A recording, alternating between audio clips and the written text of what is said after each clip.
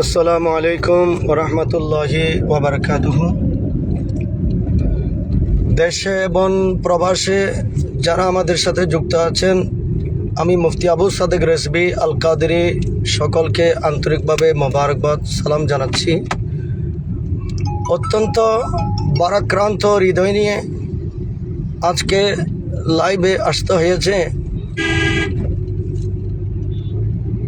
আপনারা সম্প্রতি সোশ্যাল মিডিয়াতে ফেসবুকে এখন দেখতে পাচ্ছেন চট্টগ্রামের ভাইরাল ভিডিও, যে কয়েক মিনিটের মধ্যে চট্টগ্রাম হাটহাজারীতে বদ্দিন বদমজহাব দুশ্মন রসুল যাদের কাছে আল্লাহর হাবিবের বেলাদুশ শরীফ ভালো লাগে না, জশ্নে জুলুস ঈদ মিলাদুন্নবী সাল্লাল্লাহু আলাইহি ওয়াসাল্লাম ভালো লাগে না, আজকে আওলাদ রসুলের সদারতে চট্টগ্রামের মহান জশ্নে জুলুস ঈদ মিলাদুন্নবীতে অংশগ্রহণ করে আশিকে রসুলগণ নিজ নিজ বাসায় গন্তব্যস্থানে ফেরার পথে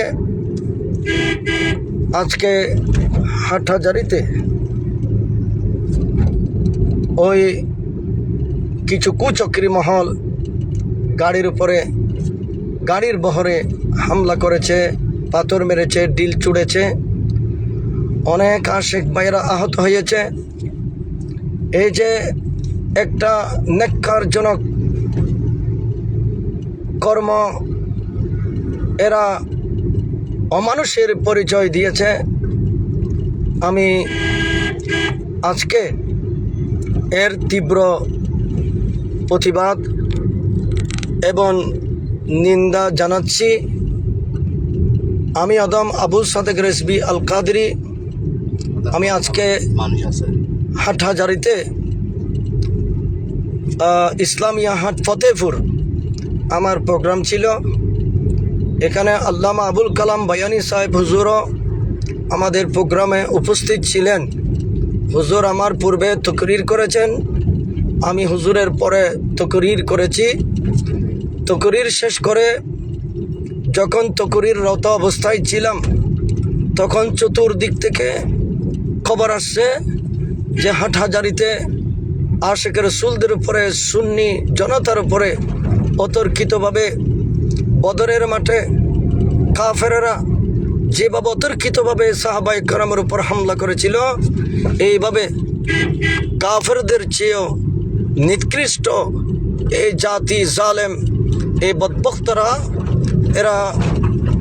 বদবক্তরা এরা সুন্নি জনতার উপরে হামলা করেছে, হামলা করে রক্তাক্ত করে দিয়েছে। এটা কোনোদিন একজন মুসলমানের কাজ হতে পারে না।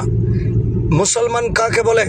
রাসূল পাক সাল্লাল্লাহু আলাইহি ওয়াসাল্লাম বলেছেন, আল মুসলিমু মান সালিমাল মুসলিমুন মিন লিসানিহি ওয়া ইয়াদিহি।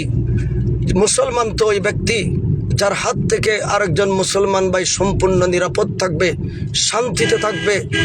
যে একজন মুসলমান ভাই সম্পূর্ণরূপে নিরাপদে শান্তিতে নিজের জানকে হেফাজত করে চলতে পারবে, যার হাতের তাবা থেকে মুসলমানের সর্বাধিক নিরাপদ থাকবে, তাকেই তো মুসলমান বলা হয়। আর মুসলমানেরা তো এই রকমের কাজ করতে পারে না।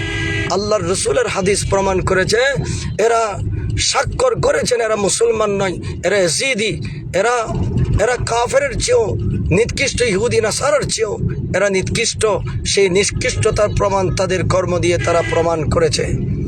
যে বিভিন্ন জায়গায় আজকে হাটহাজারীতে তাদের মতাদর্শে প্রতিষ্ঠিত মসজিদগুলিতে মাইকিং করে তারা ভাড়া করে লোক নিয়ে এসে সুন্নি জনতার উপর হামলা চালাচ্ছে। হাটহাজারীর অধিবাসীরা যারা সুন্নি জনতারা আছেন, আপনারা সকলে সোচ্চার হন, বাতিলের বিরুদ্ধে হুঙ্কার তুলুন, বদরের যুদ্ধের হাতিয়ার গর্জে উঠুক। আরেকবার বিশ্বের সুন্নি মুসলিম এক হও, লড়াই করো, সুন্নিয়ত কায়েম করো। আমি আমার বক্তব্যটা শেয়ার করে সকলকে জানিয়ে দেওয়ার জন্য আমি সকল ভাইদেরকে অনুরোধ করছি সকলে দোয়া করবেন, আমাদের সাথে থাকবেন। আমি হাটহাজারী থেকে ওয়াজ সমাপ্ত করে এখন হালি শহরের জমিনে যাচ্ছি, ওখানে বক্তব্য হবে। আমি আজকে আপনাদের সাথে শেয়ার করতে চাই স্মরণকালের একটা মহান জশ্নে জুলুসে ঈদ মিলাদুন্নবী অনুষ্ঠিত হয়ে গেল চট্টগ্রামের জমিনে আওলাদ রসুলের সাদারতে। 1970 সন থেকে যে মহান জশ্নে জুলুস আওলাদ রসুলরা অগ্রযাত্রা শুরু করেছিলেন, সেই আজকে রেকর্ড ভেঙেছে কোটির উপরে।